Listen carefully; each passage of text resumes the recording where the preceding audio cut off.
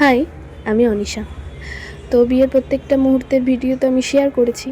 তো তোমাদের কেমন লাগছে অবশ্যই আমাকে কমেন্ট করে জানিও। আর জানি ভিডিও এডিট করতে মোটামুটি অনেকটা দেরি হয়ে গেল, প্লিজ তোমরা কেউ কিছু মনে করো না। তো রিসেপশনের দিন সকালবেলা আমি স্নান টান করে রেডি হয়ে নিয়েছিলাম, কারণ একটু পরেই আমাকে সাজাতে আসতো আর কি। তো ব্যাস সাজতে বসে পড়লাম।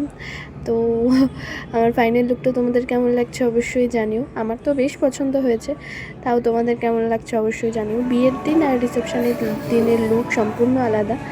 বিয়ের দিন আর মানে মেকআপ আর্টিস্টও আলাদা আর কি।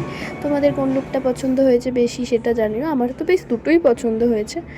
তারপরে আমরা ভেন্যুতে যাওয়ার পরে মানে গেস্ট অ্যাটেন্ড করছিলাম, দেন তারপরে আমার বাড়ির লোক চলে আসলো আর কি।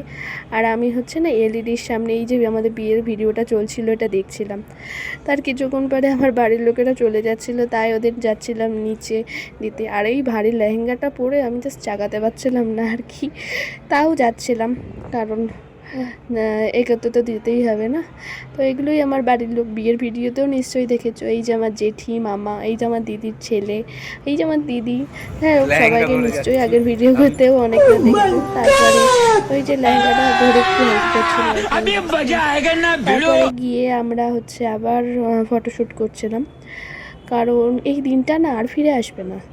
তাই যতই টায়ার্ড থাকুন না বা যাই থাকুন না কেন, ফটোগ্রাফির পেছনে আই থিঙ্ক সবার টাইম দেওয়া উচিত, কারণ এগুলোই শেষ পর্যন্ত মেমোরি হয়ে থাকবে।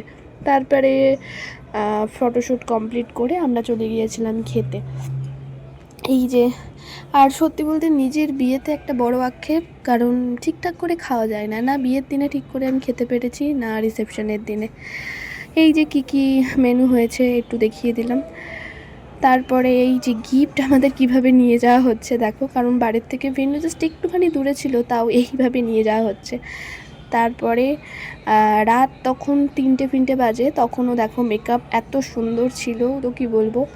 তো যাই হোক, আজকের ভিডিও এইটুকুনি, কেমন লাগলো অবশ্যই জানিও। আজকের জন্য টাটা, বাই।